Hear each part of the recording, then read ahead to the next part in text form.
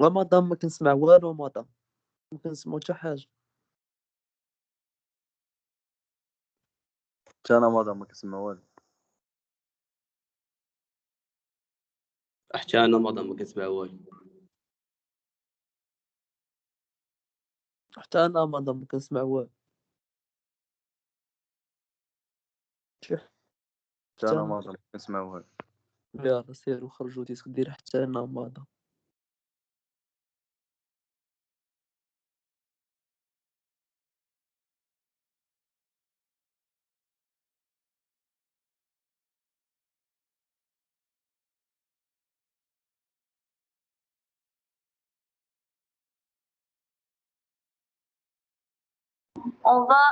Je vais hausser le temps, bien sûr, et on va parler sans micro.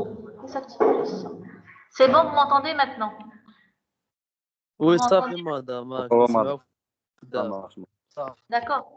Donc, on a parlé à ce niveau-là de définition de cette ville, bien sûr, qui peut être définie par son statut.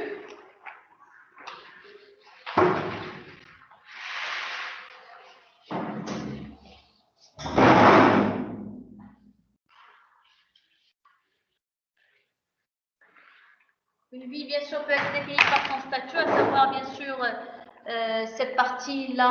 Il y a beaucoup de têtes que je n'ai pas vues, ça fait longtemps. Ça va? Vous allez bien? Donc, cette ville-là, bien sûr, avant, historiquement parlant, il y avait les terres fertiles et bien sûr, la ville était au centre. Et maintenant, si je veux définir la ville, bien sûr, je peux la définir ou bien elle peut être identifiée par son statut, à savoir, bien sûr, cette partie de bourg ou encore bien village, bien ville. Bourg, ville. Donc là,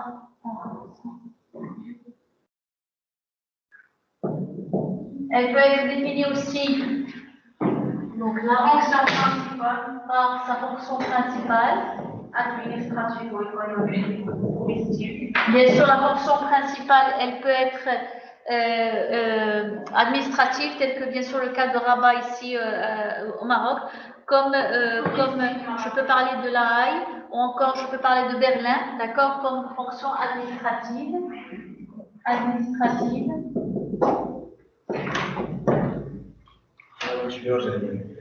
D'accord. Comme je peux parler aussi de cette ville, bien sûr, qui peut être industrielle, comme elle peut être aussi portuaire, industrielle. Comme elle peut être portuaire, comme le cas avant de Casablanca était un port, ou encore le cas de Marseille, elle est considérée comme une ville portuaire, ou encore, bien sûr, Singapour, ou encore Dakar, qui est une ville portuaire, d'accord? Comme je peux parler aussi d'une ville universitaire, Oxford, comme le cas d'Oxford, comme le cas aussi de Grenoble, ou encore dans les grandes villes où il y a des universités internationales, bien sûr. Comme je peux parler aussi de villes encore militaires ou encore religieuses, d'accord? Religieuses comme pour le cas de d'accord? Donc, bien sûr, ça peut être aussi par la densité de la population.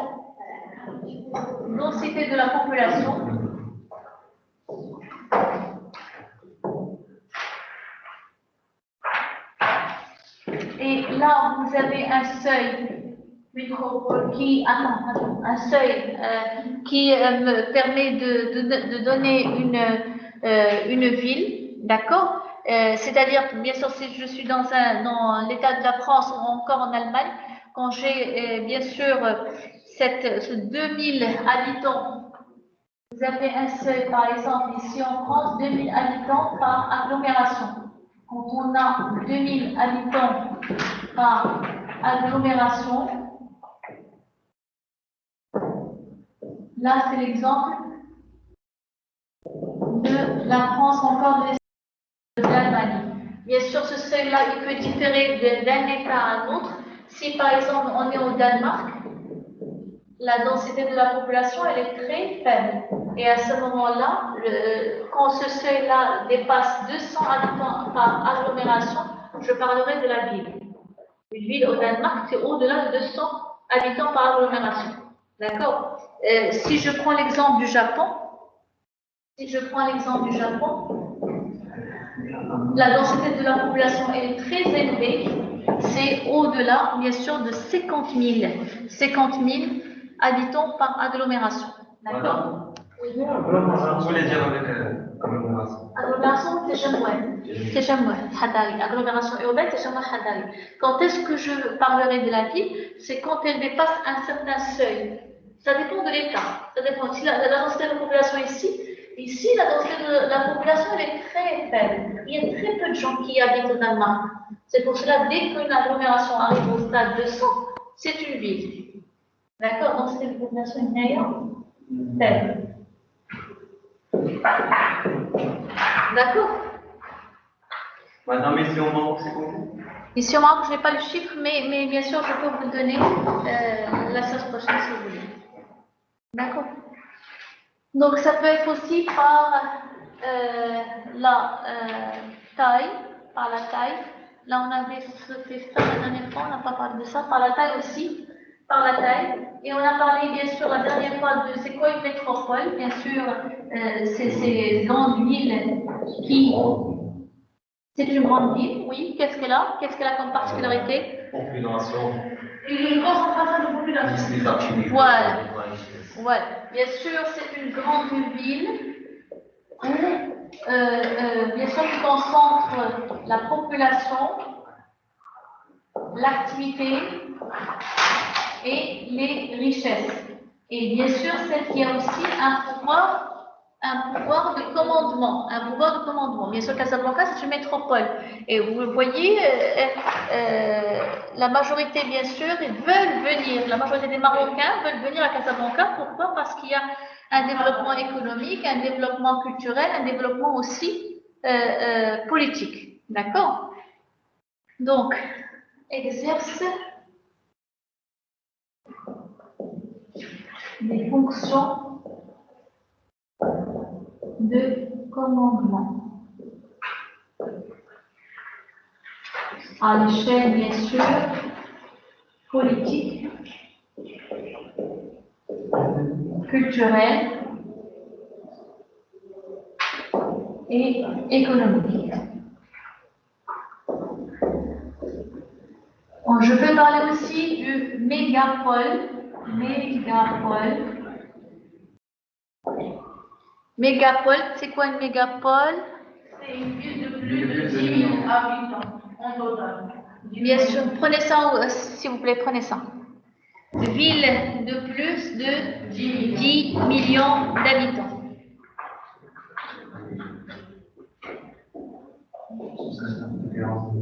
10 millions d'habitants. Bien sûr, ici on n'a pas encore de mégapole. Non. Je peux parler aussi du mégalopole.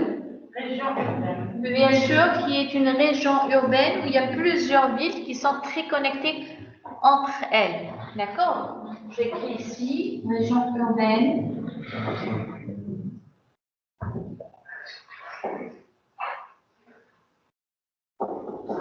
À plusieurs villes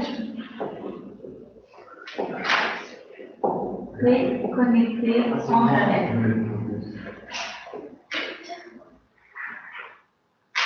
Comme pour le cas, bien sûr, de cette partie au niveau de la mégalopole asiatique, vous avez Kobe, Osaka, Tokyo. Tokyo, Kobe, Osaka. D'accord? Vous avez encore au niveau de l'Amérique cette région de Bob Walsh, de Boston jusqu'à Washington. Bob Walsh. Hein? Bob Walsh, oui. Ou encore cette région au niveau de l'Europe, cette dorsale, je parle de la dorsale européenne, ça passe de l'Angleterre, c'est quoi la capitale. Londres. Ça passe de Londres jusqu'à Milan. D'accord? C'est comme un croissant, si vous regardez bien sur la carte, c'est comme un croissant, bien sûr, qui marque cette mégalopole européenne de Londres jusqu'à Milan en Italie. D'accord? Il y a plusieurs villes qui sont très connectées entre elles. Prenez ça. Madrid, madame. Oui. C'est Madrid, madame. Madrid aussi. Vous avez Londres, Paris, Amsterdam, toute la partie là qui est. Ils sont reliés entre elles, bien sûr, par des chemins.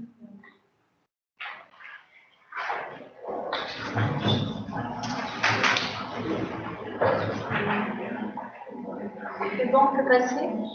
Non, madame, c'est bon. Il y en a.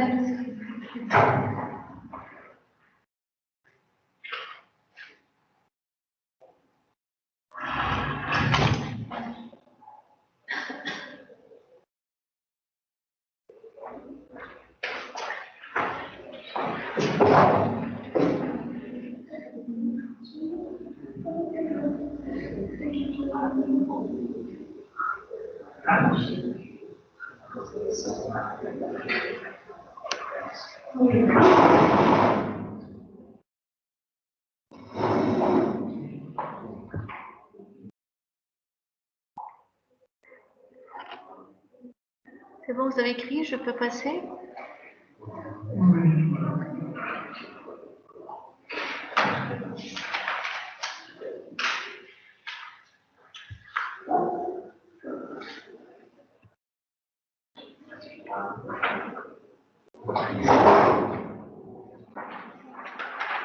Et je parlerai ici de l'urbanisation qui est donc la concentration des populations et des activités dans une portion réduite de l'espace.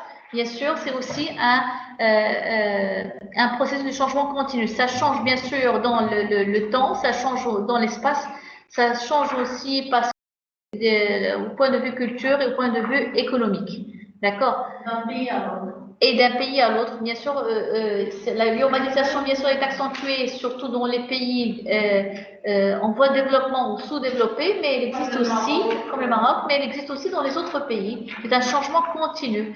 Par exemple, Casablanca il y a 50 ans, ce n'est pas Casablanca maintenant. D'accord? La même chose pour le cas de Paris ou autre.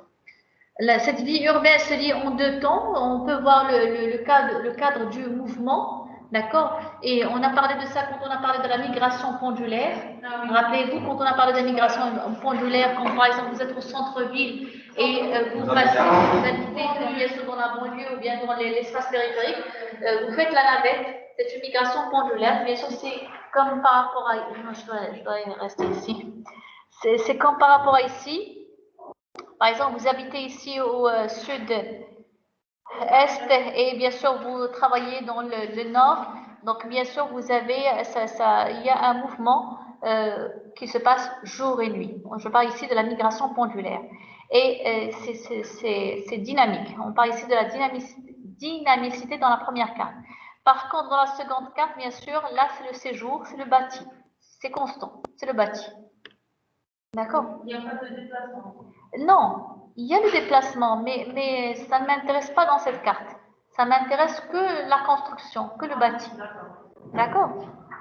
Ici, bien sûr, vous avez une dynamicité, il y a le mouvement, d'accord? Mais là, dans la deuxième carte, c'est le séjour qui est primordial.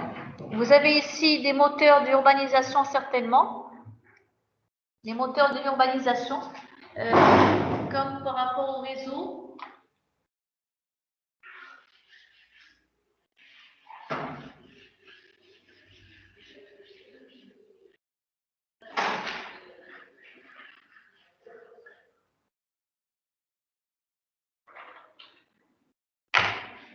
Urbanisation.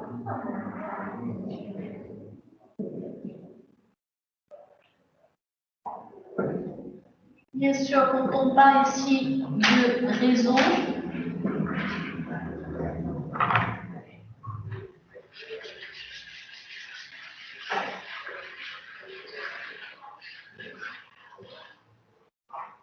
ça peut être des réseaux sociaux, commerciaux.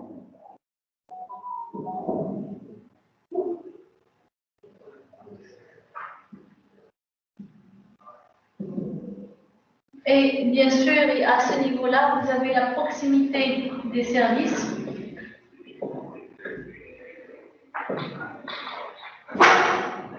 c'est-à-dire il y a une plus grande activité et bien sûr plus d'administration et aussi plus d'activité commerciale. Vous avez activité commerciale,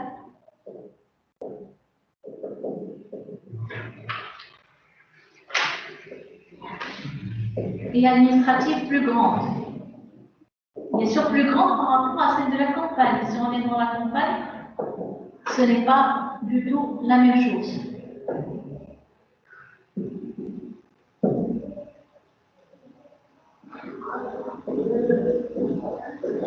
Encore en parallèle, vous avez à ce niveau-là les intrants.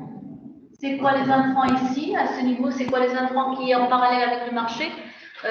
Bien sûr, quand on a des consommateurs, en face, on a la main-d'œuvre, on a les services, on a les produits, on a bien sûr ce transport, moyen de transport, etc. D'accord? Donc, c'est tout ce qui est moyen de transport aujourd'hui. Moyen de transport, c'est service, produit aussi. Service. Transport. Etc. Ce sont les intrants. Et on passe, bien sûr, et on passe, bien sûr, qu'est-ce qu'il nous faut? Il nous faut des marchés. Qu'est-ce qu'il y a dans le marché? Il y a bien sûr ces intrants-là, mais il y a aussi les consommateurs, ceux qui vont acheter.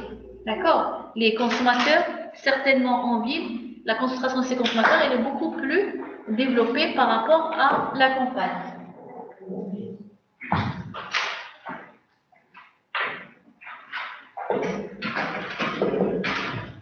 Les consommateurs ici. Consommateurs.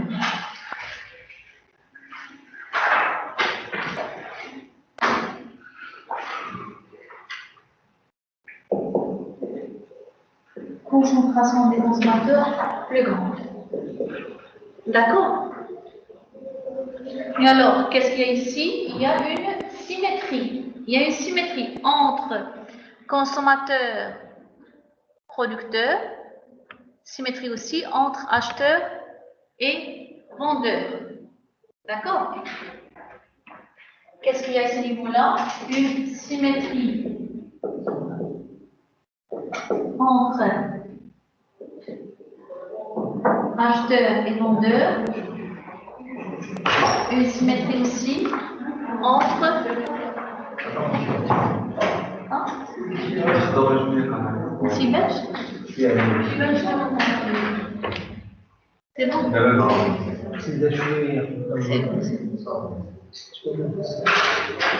Entre acheteurs et vendeurs, entre producteurs aussi, symétrie aussi entre producteurs et acheteurs, c'est qui est consommateur. Consommateur. Et fournisseurs. Oui, et producteur. Pourquoi ça? C'est pour le développement de la ville. D'accord? Bien sûr, plus il y a une symétrie, plus la symétrie elle se trouve ici entre le marché et les intrants, entre aussi les réseaux et cette proximité de service, plus le développement se fait de plus en plus dans la ville. Et le développement, bien sûr, vous le voyez de manière plus accentuée dans la ville par rapport à... D'accord?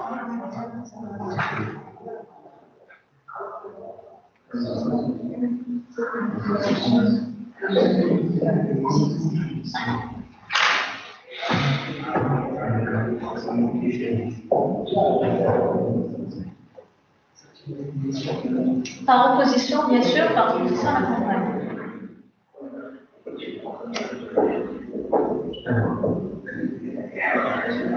Ça va, un problème? Ça va?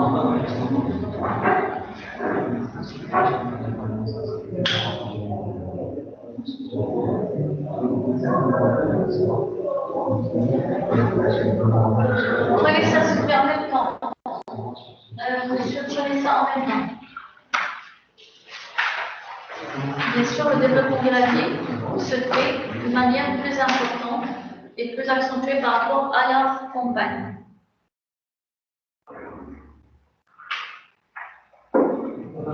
Madame, on va rendre 2 minutes, nous allons pour les cours. Je? Nous allons pour les cours.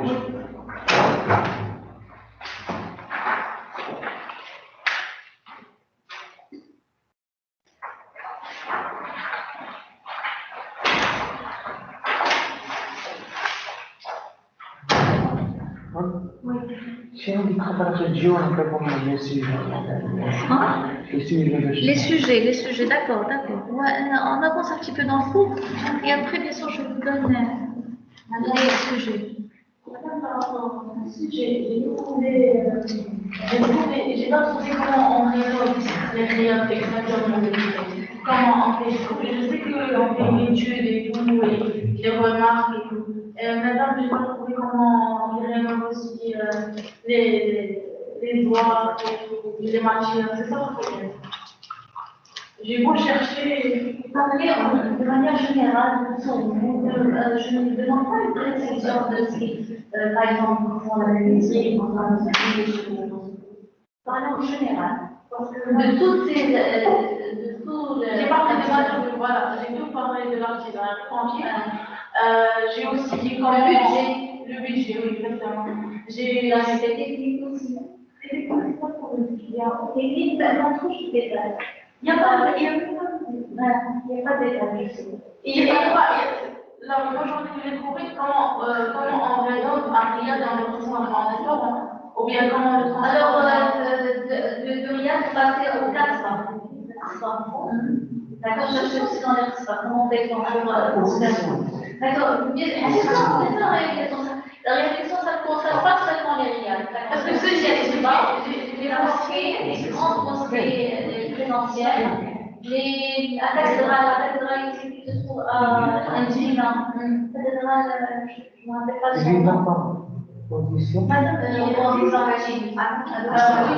Madame, moi je sais que je donne une définition de la rénovation.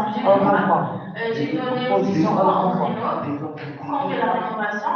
J'ai vu aussi les documents qu'on a besoin pour faire la rénovation. Et puis, j'ai parlé des RIAD en général. J'ai donné des exemples de RIAD. J'ai parlé des matières qui se rénovent dans le RIAD. Et j'ai fait des photos et tout. Et j'ai fait aussi une vidéo d'un chantier en crainte. Et c'est si vous voulez ajouter seulement au point numéro 1, grande mosquée. D'accord. C'est un ajout.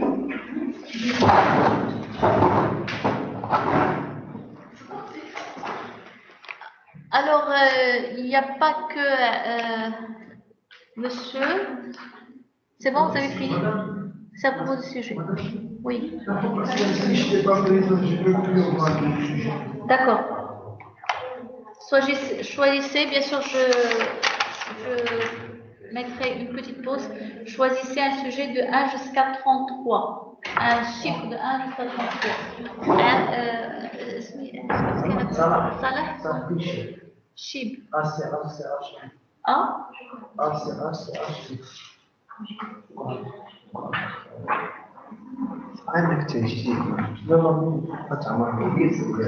الشيب صراحة combien 20.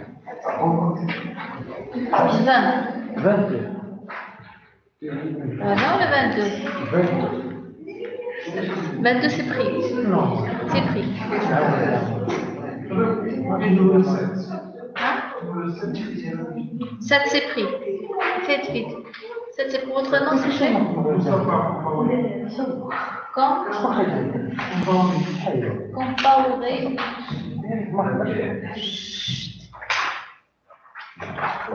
Moustapha.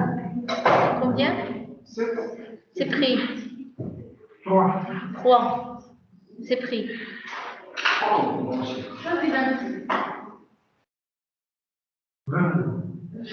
C'est pris.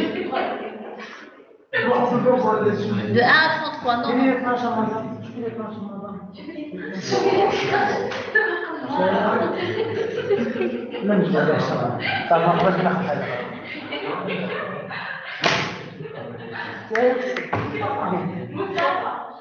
y a pas 17. Infrastructure et réseau de transport à Casablanca. Infrastructure et réseau de transport à Casablanca. Si vous voulez changer ce sujet-là, vous pouvez changer et vous pouvez parler de votre ville natale. D'accord? Infrastructure et réseau de transport à Casablanca. Je l'ai déjà pris. Voilà. Comment? Brisha? Je répète, compound. Si vous voulez changer votre sujet, vous pouvez le mettre, le faire correspondre à votre ville natale. Si vous voulez. Sinon, on parle de Kazan. Brisha? 21. D'accord. Les politiques de résorption des bidonvilles au Maroc. Les politiques de...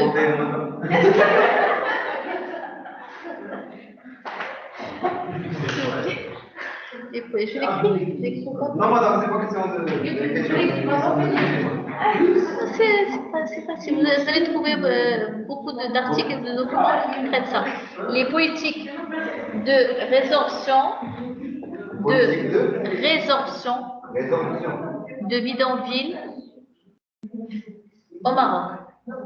Les politiques de résorption des bidonvilles au Maroc. C'est dans le cadre de projet sans bidonville, de villes sans bidonville. Ça a commencé. Les villes sans bidonville. Ça a commencé en 2004. Bien sûr, vous parlez de tout ce projet-là. Vous parlez dans le cadre financier, dans le cadre technique. Est-ce que ce projet-là nous a permis d'éradiquer tous les bidonvilles ou encore il y a des bidonvilles à l'échelle nationale, qu'on était pour Casablanca, etc. D'accord? Mais vous restez dans l'urbanisme. Attends. 5. C'est pas d'abord, madame. Il était en premier. Non, on a dit 5 ou on a dit 2? 5, c'est pris. C'est pris. Et mademoiselle, le nom est Sarah, comment? Atim.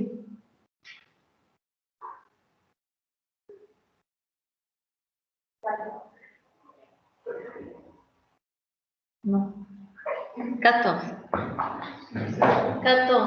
Gestion du trafic urbain. Gestion du trafic urbain dans les villes mondiales. Gestion du trafic urbain dans les villes mondiales. Les villes mondiales.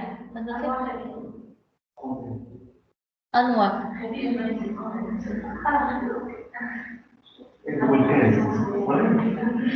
C'est pris. 31.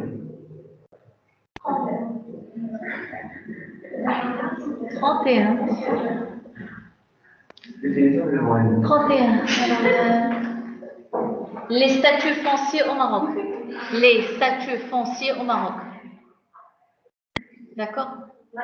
Monsieur, vous avez pris votre sujet. C'est pris.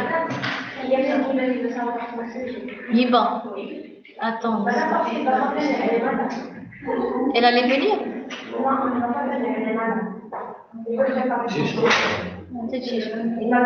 Hiba, comment? Smisa? On dit Hiba. Vous pouvez choisir pour elle? Vas-y. D'accord. 2. Le développement durable et l'urbanisme. Le développement durable et l'urbanisme. C'est bon, vous avez... Je suis l'émission.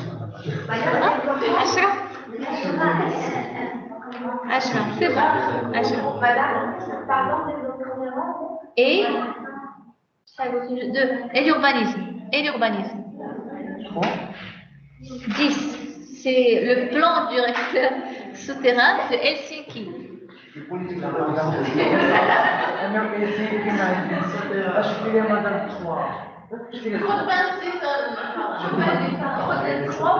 Trois, c'est pris. Madame 26. 26. Il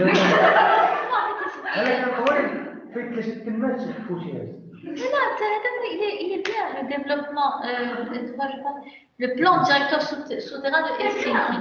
Le plan directeur souterrain. D'accord. Voilà. Bien sûr, nous, on n'a pas ce plan directeur, mais C'est en Finlande. Plan directeur souterrain de Helsinki. Voilà. Si vous trouvez bien sûr des documents. Hein? C'est une ville, bien sûr, qui se trouve en Finlande et dans les Pays-Bas, le sous-sol est très développé chez eux. D'accord? Il n'y a pas que les métros et les parkings, mais il y a bien sûr beaucoup de choses qui sont bien sûr dans le sous-sol. Et on développe un plan directeur. D'accord? Ce sont bien sûr, Helsinki, c'est la première ville qui a développé ce plan directeur souterrain. C'est vrai, nous, on n'est pas encore là, on est seulement au niveau de plan directeur terrestre. Ça, d'accord?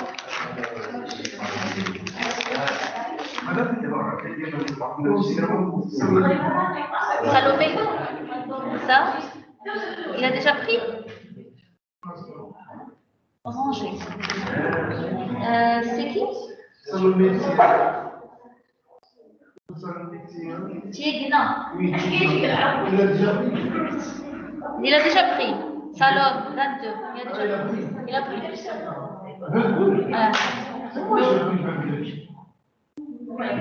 Autre nom.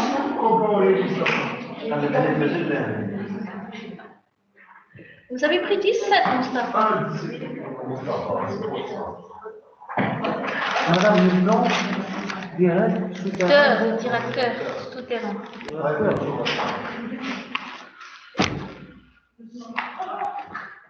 C'est bon, on peut passer? Bien. Alors, on va parler maintenant de ce droit d'urbanisme.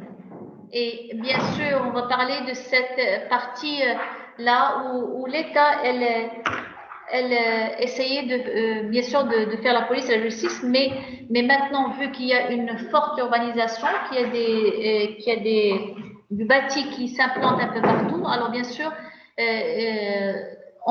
l'État est dans l'obligation de faire ce droit d'urbanisme. Alors bien sûr, ce droit d'aménagement, il se confond entre le droit d'aménagement du territoire ou encore droit d'urbanisme, d'accord, encore droit de construction, encore droit d'environnement. Bien sûr, il y a des différences entre ces disciplines. Pour ce qui concerne le droit d'aménagement du territoire avec le droit de l'urbanisme, ils ont la particularité de gérer, bien d'utiliser le sol, d'accord. Il assure une meilleure utilisation du sol pour le droit d'aménagement du territoire et le droit de l'urbanisme. Vous pouvez donner une définition générale du droit de l'urbanisme? Le droit de l'urbanisme, c'est donné ici à la fin. C'est donné ici, en gras, ce qui est en gras. C'est en gras dans la page, le slide 31. Slide 31. C'est la réglementation bien. Attends, mais on parle d'abord, on discute et après on donne la définition. D'accord? Donc, bien sûr, j'ai bien dit le droit de l'aménagement du territoire et le droit de l'urbanisme, c'est pour une meilleure utilisation du territoire. D'accord? Seulement ce droit de l'aménagement du territoire, oui. Ce droit de l'aménagement du territoire, il est à vocation incitative. C'est-à-dire qu'il n'est pas réglementaire. On n'a pas de droit ou une réglementation. D'accord? Mais c'est seulement à des mesures incitatives. Par contre, que le droit d'aménagement, le droit d'urbanisme, là, qu'est-ce qu'il a? Il a bien sûr, il a des lois et une réglementation. D'accord? Et bien sûr, on peut même recourir à la police administrative, comme ce que vous avez vu ici à Casablanca à partir de juillet 2019. Vous avez déjà vu, vous avez déjà Chauta Idalia ou police administrative. Et s'occupe de quoi cette police administrative? Elle s'occupe de quoi? Non. La santé, madame. Hein? Attends, un distancié qui a parlé ici? Qui a parlé? Moi, madame. Youssef, vous avez dit? Ah, d'accord. D'accord. ديال لا سونتي يا مدام كيقلبوا لي برودوي يعني داكشي. La santé, ça parle de, il contrôle par exemple l'hygiène, tout ce qui est hygiène, tout ce qui est salubrité publique. Mais si la santé proprement dite, mais tout ce qui est hygiène, tout ce qui est salubrité publique, c'est-à-dire, par exemple, s'il voit un café qui déborde les tables et les chaises, Qui justifie dans les terrasses. c'est interdit. Il y a un contrôle, il y a la police administrative qui passe et qui bien sûr, qui peut même donner des sanctions à ces messieurs-là. Pour le cas aussi des بان شي حاجه زي يكون عنده ريكول هو كيبني داك الريكول اللي عنده يمكن oui. كيجي يقول لي خصك ريال وكنقول له شي غلط. Madame, il y a la porte où le partage des gens. Voilà. Que les gens ne passent pas devant la police, madame. Oui, vous avez raison. Oui. مدام هادو شنو هما كيكونوا بحال هكاك غير مقدام وقايد داك الشيء كيكون داك القايد ومقدم ماشي الخدمه ديالو. C'est quoi? مقدم c'est le ministère de l'Intérieur. Ministère de l'Intérieur. هادو كيجيو يراقبوا بحال هكاك هو مخلي شي واحد كتكون عليه شي ريكلاماسيون ولا شي حاجه راه هما كيجيو كيحاسبوا. Mais il contrôle directement avec le monsieur du café, le propriétaire du café, ou là le moule mihlaba par exemple, ou là il contrôle, il permet de contrôler la salubrité de l'hygiène publique et aussi la gestion des déchets. Il contrôle même la gestion des déchets. D'accord? En cas où, par exemple, pour la gestion des déchets, qui s'occupe de ça normalement? Qui s'occupe de la gestion des déchets? Ce sont les communes. Jamais. Mais cette gestion des déchets est déléguée chez nous au niveau des sociétés privées. C'est Arma Environnement qui s'occupe de ça. Et bien sûr, s'il voit ce point de regroupement, il y a beaucoup de déchets qui sont entassés, il n'y a pas de collecte, bien sûr, ils peuvent réclamer et bien sûr donner des sanctions à cette société. ماشي ورقية ماشي ورقية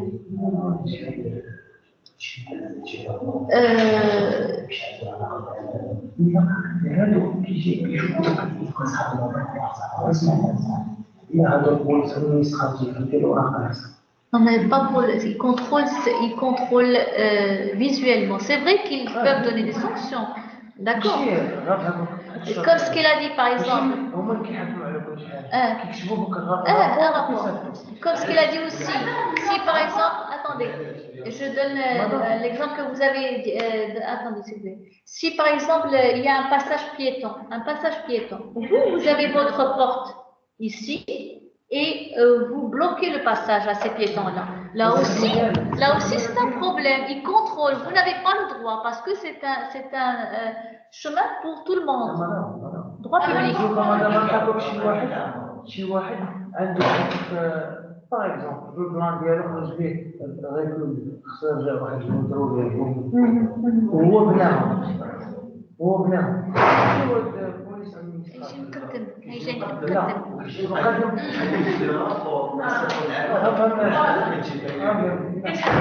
Ça c'est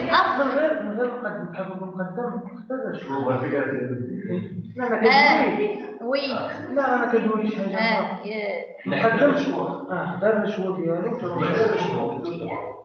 Non, il y a la police administrative qui va contrôler son muqaddam. C'est ce qu'il voulait dire. J'ai compris. Oui. Donc mais on ne parle pas de ça, s'il vous plaît.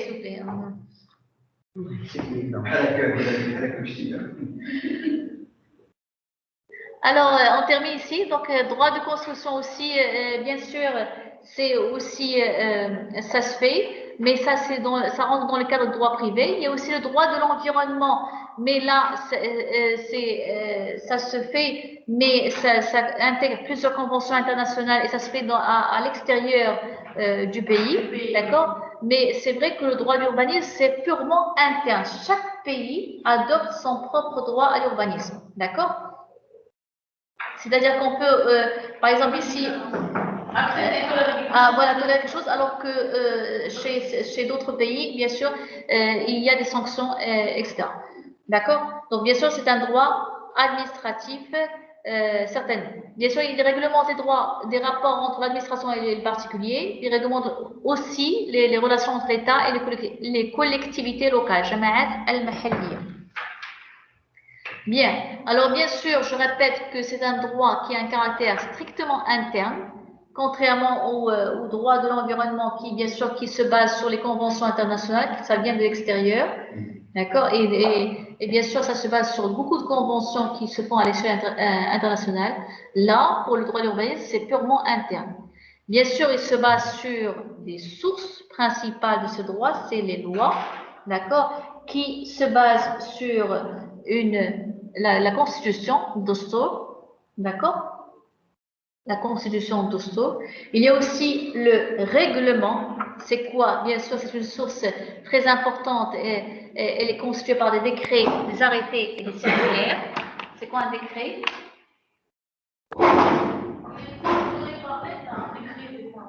Décret d'État, c'est-à-dire, vous voulez sortir. Un problème? Je ne sais pas si on va sortir. D'accord.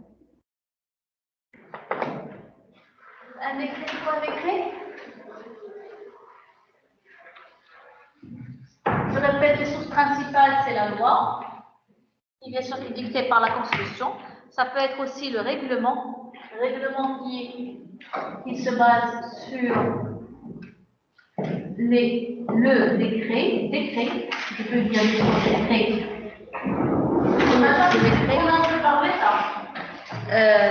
C'est prononcé par, bien sûr, une autorité souveraine. Ça peut être par le Premier ministre, ou par le roi, ou par le président. Par une personne qui a le pouvoir.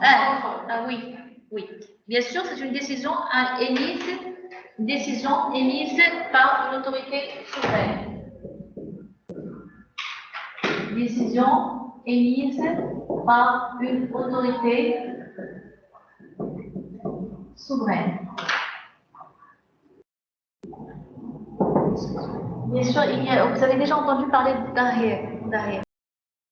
C'est un décret royal, d'accord? Le Dahir, par exemple, ce monsieur-là, ce directeur d'OCP, il a été désigné par Dahir, d'accord? C'est un décret royal. Par contre, que le décret d'Ahir, Maxoum, d'accord? Décret, une décision émise par une autorité souveraine. Il y a aussi arrêté. Un arrêté. C'est quoi? C'est bien sûr une décision exécutoire.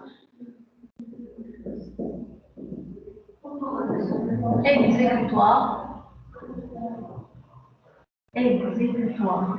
Madame, c'est autorité souveraine.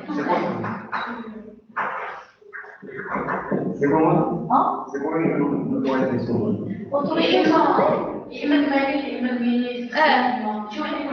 Le souverain, c'est qui le souverain ici? Le souverain, je l'ai avec le Malik, c'est le souverain. D'accord? L'autorité souveraine, bien sûr, ça peut être le Premier ministre, ça peut être le roi, ça peut être le président. En cas, on a une république. D'accord? Exactement. المغرب عندنا Hein? le roi ياك Qui a parlé? moi madame Oui. au Maroc عندنا le roi Qui a parlé, s'il vous plaît? moi madame Oui, Youssef Chnogoti.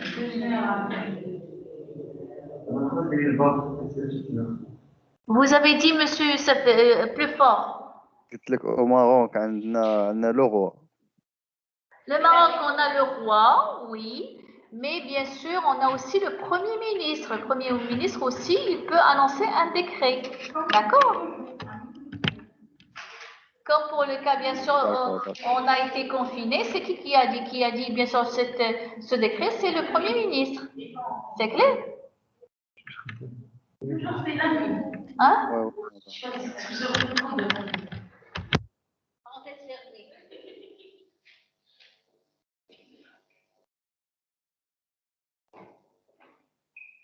À portée générale ou individuelle, il y a aussi le cas de note ou encore circulaire. On peut parler aussi de circulaire ou une note. C'est vrai que ça peut être même ici à l'école, au sein de l'école, au sein des entreprises. C'est un texte, bien sûr, qui est destiné aux membres d'une entreprise. D'accord.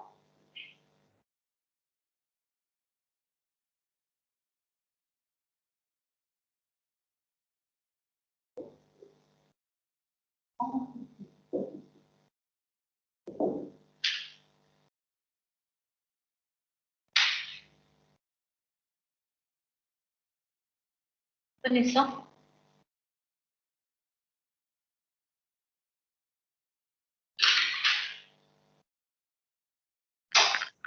مدام كيبانش لينا الطابلو مزيان. شي واحد مدام يصور لينا في الجروب. Le fort. Attends, je pas compris. قلت لك مدام ما كيبانش لينا داكشي اللي في الطابلو، شي واحد يصور لينا. ميرسي مدام.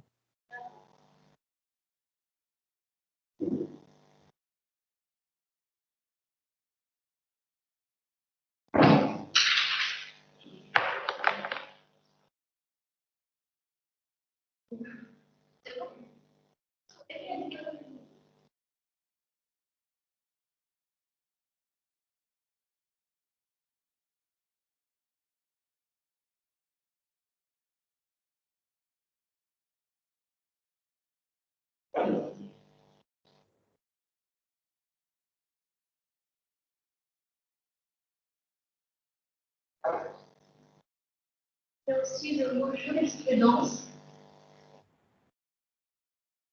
On a évoqué le droit, donc on va parler de jurisprudence, même s'il est utilisé très rarement dans le cas de l'urbanisme. D'accord, donc c'est quoi cette jurisprudence? C'est un ensemble de décisions judiciaires et administratives. D'accord, ensemble de décisions judiciaires et administratives.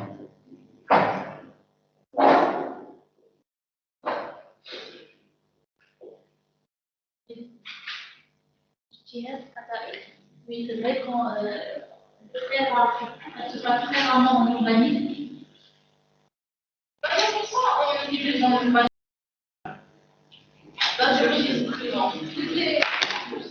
La jurisprudence. Mais c'est en relation avec les droits. D'accord?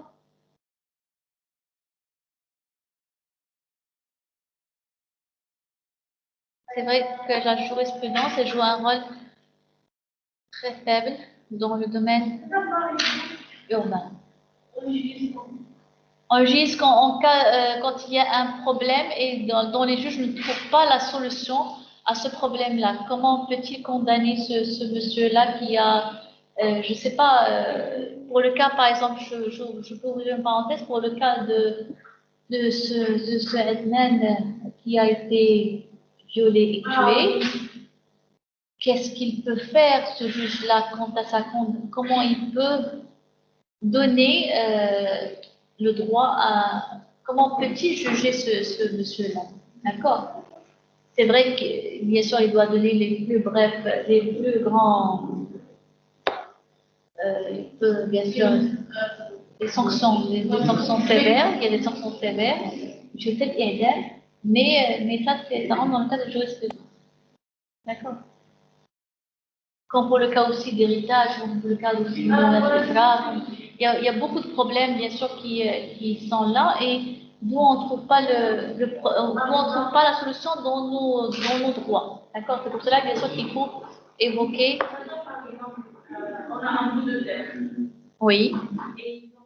Et comme quoi, un urbanisme dans le village de chacun, ce bout de terre, il va se transformer en parcelle. Donc, qu'est-ce qu'ils vont faire? Est-ce qu'ils vont donner de l'argent pour acheter? On va étudier ce cas-là, bien sûr. Ça rentre dans le cadre de l'expropriation. Bien sûr, c'est un mot expropriation.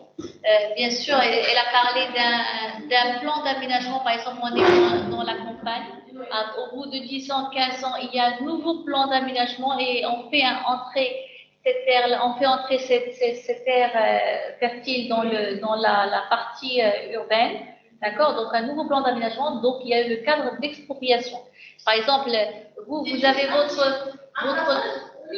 oui, vous avez votre terre qui est ici, mais la route ou l'autoroute, elle est là. D'accord? Et vous êtes obligé de céder une partie de votre terre. D'accord? On cède. Parfois, on peut céder bien sûr toute. Oui, oui. C'est dans le cadre, c'est vrai qu'on cède, c'est l'État qui va acheter cette terre-là. On va voir ça, bien sûr, dans le chapitre 3.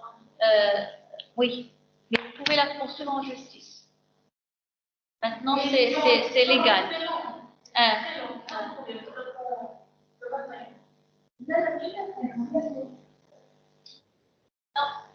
Peut-être avant, mais ce n'est plus le cas maintenant.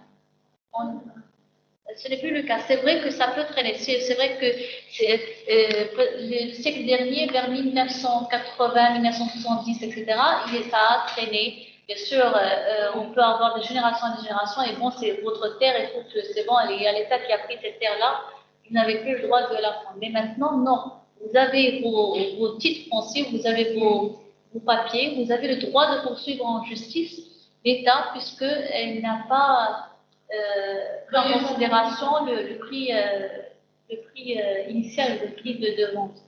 D'accord?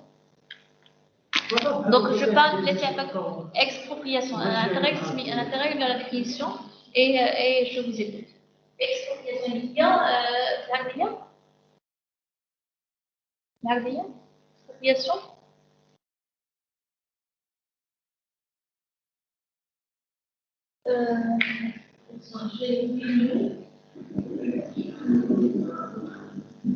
Expropriation. C'est juriste Memiki. C'est juriste Memiki. D'accord. Opération, tendant. Bien sûr, on va utiliser ce mot d'opération, tendant à priver la propriétaire foncier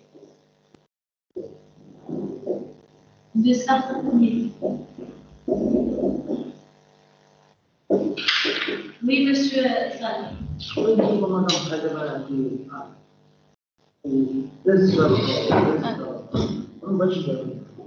Un British, c'est pas possible. C'est ça le problème. Vous êtes dans l'obligation de céder cette terre. Parce que c'est l'État. C'est un plan d'aménagement. Vous êtes dans l'obligation. D'accord? C'est pas la même chose comme si, par exemple, votre voisin veut acheter cette terre, etc. Vous allez vous arranger avec lui. Non. Là, vous êtes dans l'obligation de vendre. Si vous ne voulez pas vendre avec le prix qu'elle a opté, vous pouvez poursuivre en justice. D'accord? Pour augmenter le prix de vente. Mais pas pour ne pas vendre. Vous n'avez pas le droit. C'est bon?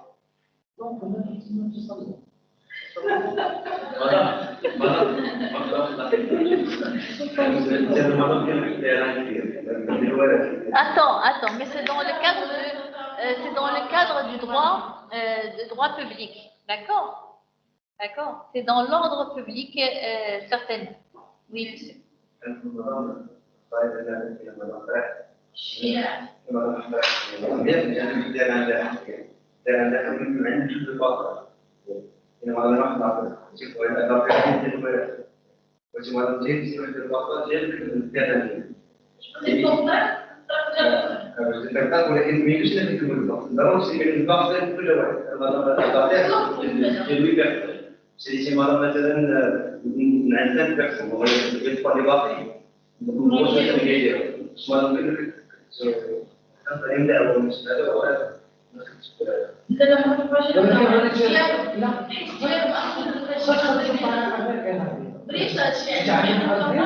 ما كتشريش يقول لك إما تشري من عندهم إلا كتمشي كتبدا معاهم C'est à la, ça doit se faire à l'amiable. Ça doit se faire à l'amiable.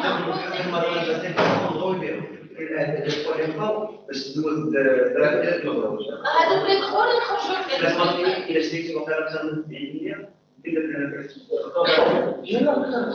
يشفعوا فوالا.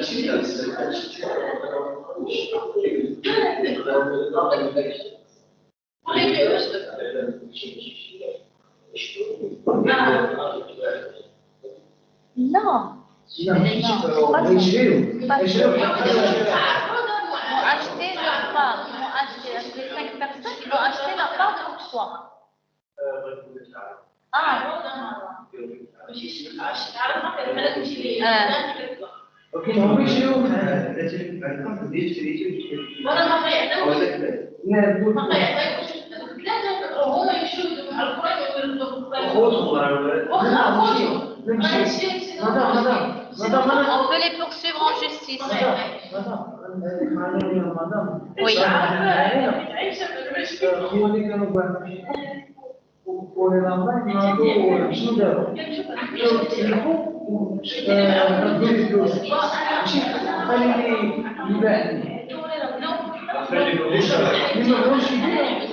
Donc ils ont laissé la terre pour la famille. Ah, parle en français, monsieur, parle en français. Parle en français. Oui, oui.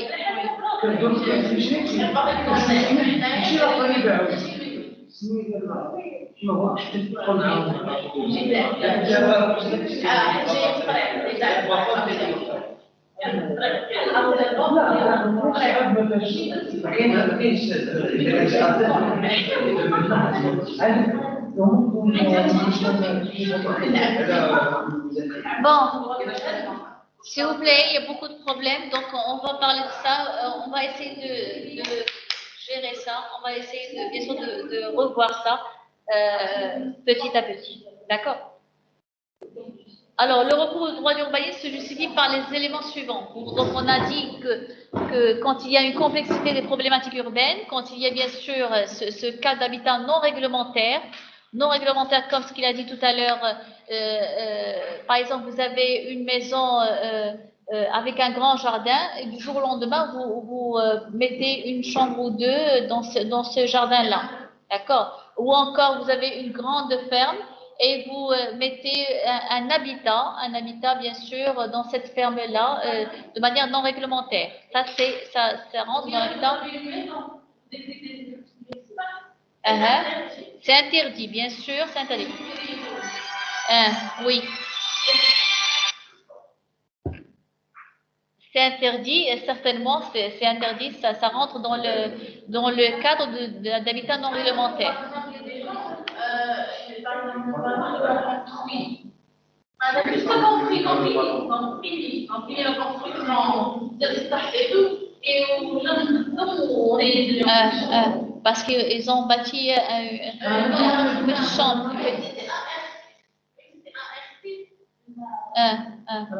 Ils n'ont pas le droit. Il faut une autorisation. Et l'autorisation, c'est pas Non.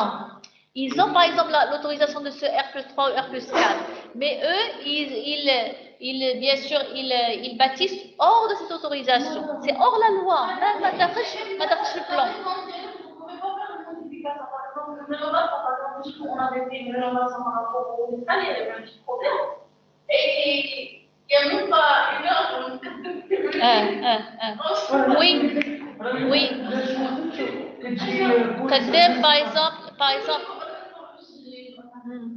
Par exemple, bien sûr, il doit veiller, il doit visualiser les personnes, par exemple, qui ramènent du sable, du ciment, etc. Attention, qu'est-ce que vous faites? Il peut, bien sûr, il a le droit de taper à votre porte et dire qu'est-ce que vous faites. Elle était cassée. Et elle a demandé à faire le problème. On a eu peur que quelqu'un fasse. On a juste cassé les reflets. Mais pas une seconde, il est venu. Oui, parce qu'il a vu, par exemple, les sachets de ciment, il a vu. Je sais pas. Et comment?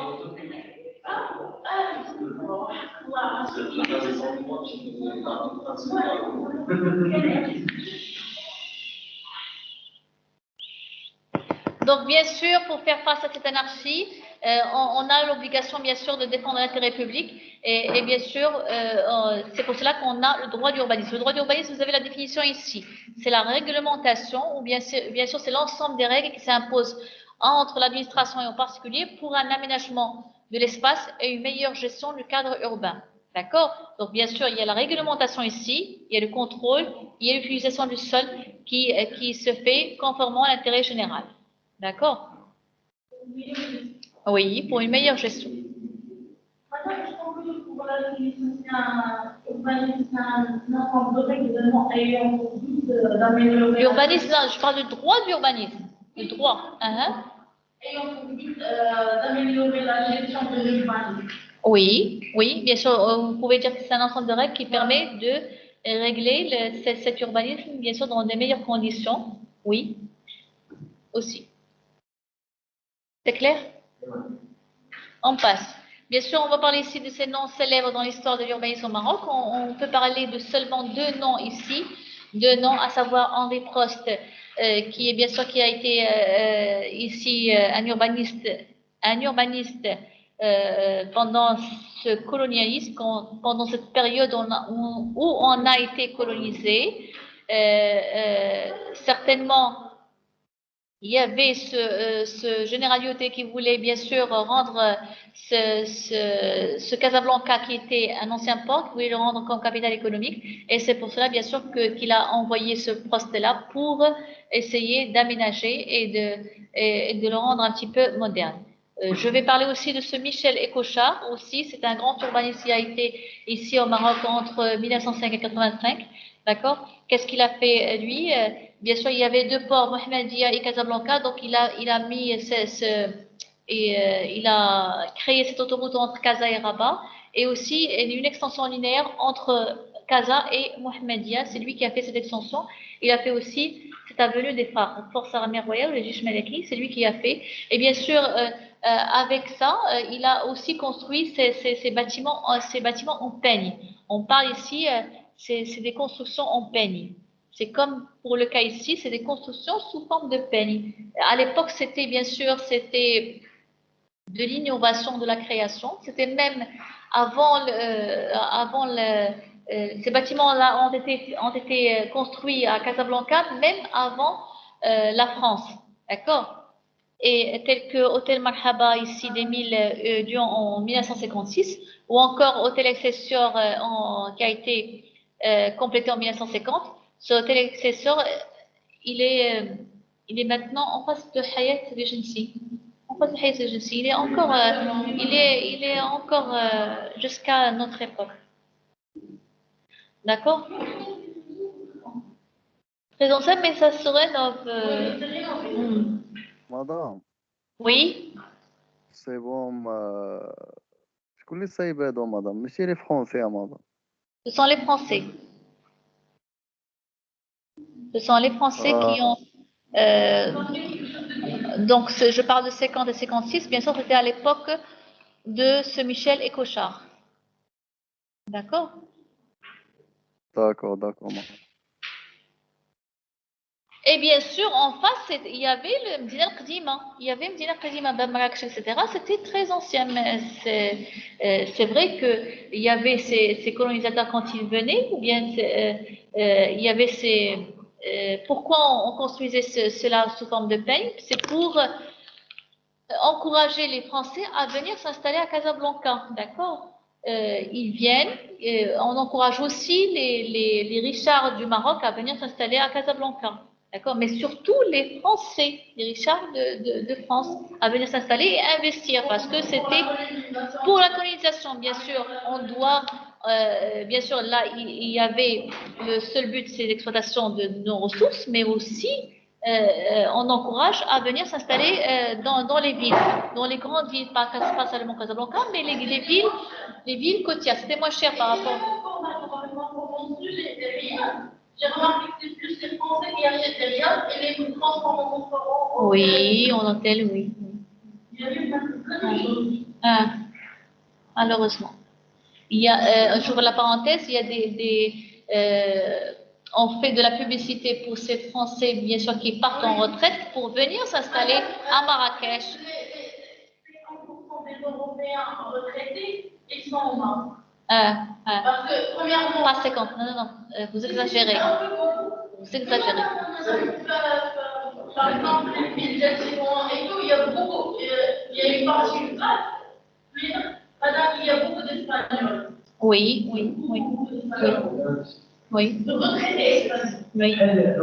Est-ce que le coût de vie est moins cher ici par rapport aux autres, par rapport aux villes européennes? Bien. Donc, on a parlé de ça. Donc, bien sûr, qu'est-ce qui s'est passé, bien sûr, dans cette époque-là? Il y a le nombre de populations qui s'est multiplié. Si je compte ici, oui. Oui, monsieur. La question, madame. Hein? واش مدام لي غيشار واش هما لي غيز زعما ولا لا فامي غيشار واش لي غيشار واش لا فامي غيشار ولا لي غيش Les riches, je parle des riches. Je parle des riches, bien sûr, qui ont encouragé les Français à venir investir ici. La famille Richard, madame. Hein? D'accord, madame. D'accord. D'accord, madame. Merci, madame. Qu'est-ce qui s'est passé à ce niveau-là? Donc, on voit ici le nombre de populations qui s'est multiplié ici. S'il vous plaît, vous pouvez l'écrire dans ces chiffres-là. De 1900 à 1947. Regardez, s'il vous plaît, les chiffres. Un grand changement. Le nombre de populations qui s'est multiplié à peu près fois 30. Fois 30, mais 20 000, elle dit 600 000. C'est pas 600 000. D'accord? Je considère à 20 000 et 600 000. À peu près. Bien sûr, dans la première moitié, qu'est-ce qui s'est passé?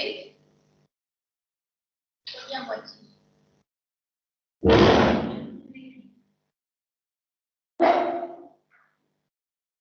Première moitié du siècle. Il y a bien sûr cette population qui a augmenté. Madame, augmentation des habitants, madame.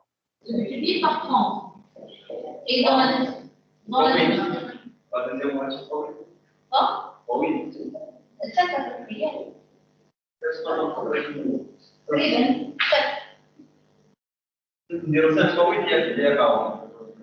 Ah oui, ou là, oui. Oui. Mais si vous considérez que 600 000, c'est bon, on fait à peu près ça. À peu près, oui. Vous avez raison, on se multiplie par 8. D'accord. Donc, vous avez vu, bien sûr, ici, que cette partie de population qui ne cesse d'augmenter de plus en plus. Je fais l'appel et après, on va continuer dans la mesure du possible. Prenez ça, s'il vous plaît. Mazel, Baqi. Baqi واحد شوية, mais je fais quand même...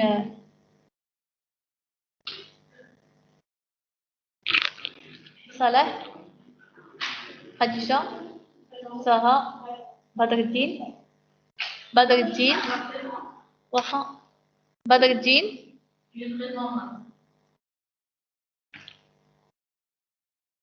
Sharif, messieurs, Aïchatou, elle est présente? Oui. Ayoub, Badawi, Ayoub,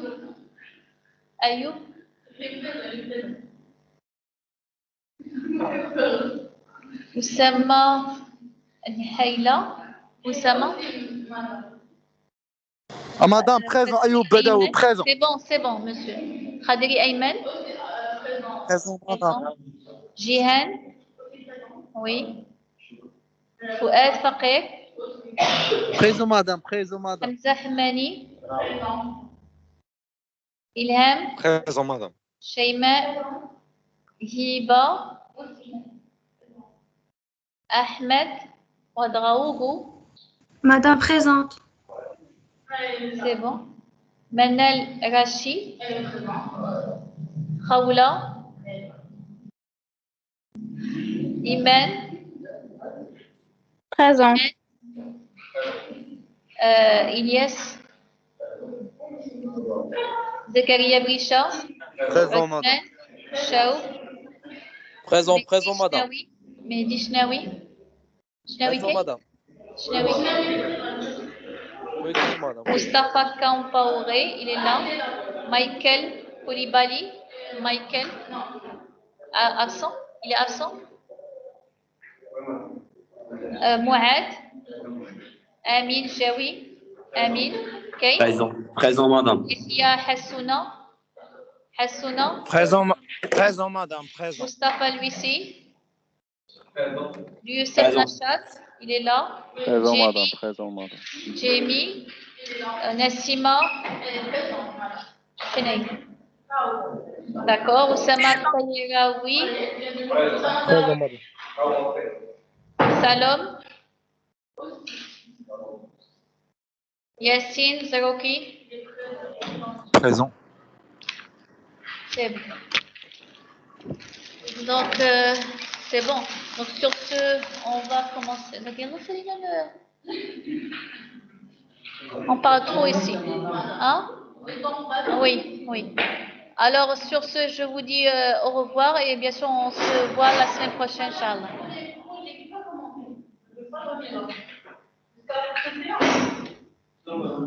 Pour le